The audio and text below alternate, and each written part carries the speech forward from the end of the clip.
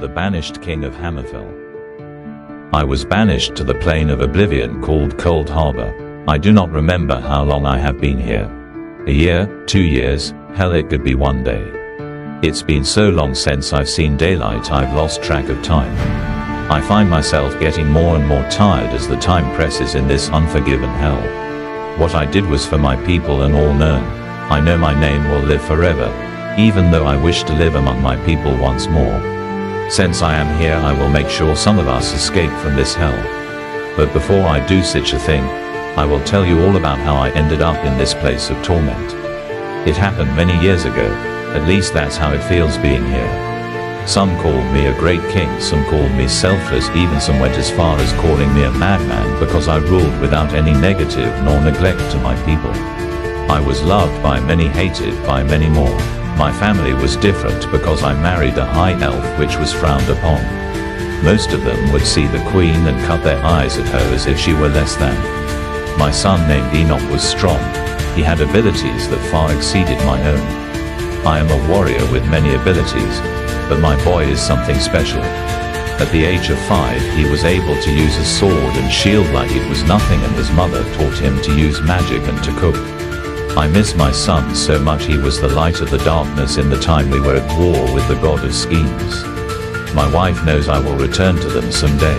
It was at the end of the battle. My son was fully grown at this time, and the orcs and Bretons aided us on the battlefield. It was only one last attempt to banish the threat.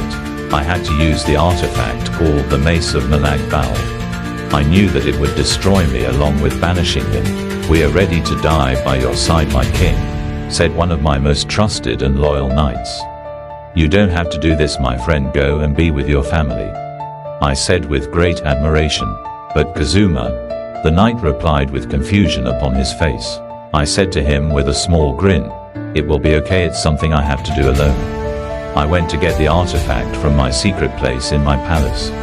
It has been a long time since I've been in the same room as that damn curse of a mace. I looked around for another weapon that would help with this war that is upon us. It was none worth fighting in this war, and I am not even sure if this artifact would work. My face began to sweat as I grew near the Mace of Malag Bal. I didn't understand it, but it has given me a sense of rage. It was a feeling I once felt before when I first had retrieved the artifact. I should be able to handle this power like before, that's what I thought. Little that I knew, the mace was sitting without blood for far too long, and it became unusually powerful, almost vampire-like. I was foolish because I ignored it as if it was going to be just like before. Even though I have underestimated this power, I've once again used the artifact. Without thinking, I went on my way with the artifact in hand. I walked down to the battlefield. I began to feel an odd sensation of rage within me. My enemies would fall at my feet one by one. They fell. They would fall before I knew what was going on. I didn't understand it. Blood drenched my left arm. My right arm was dry as if I never had another weapon. The blood drops from the mace as it glows green with its enchantment. My body felt like it had a mind of its own. I swung the mace at every enemy. I even killed some of my own men.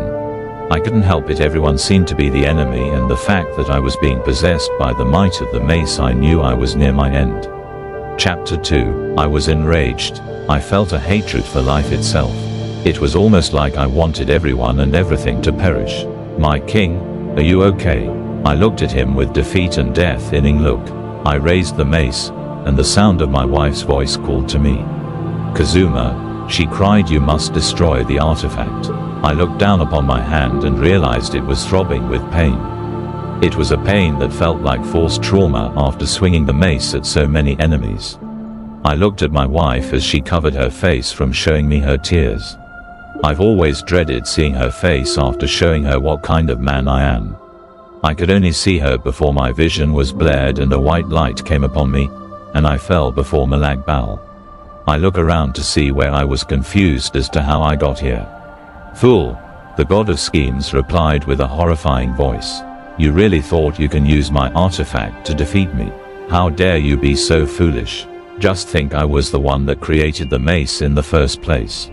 Malag Bal snarled. I looked at him knowing my fate, and at that point I knew I was defeated. He grabbed my flesh and ripped my soul from it, and I've been stuck here ever since.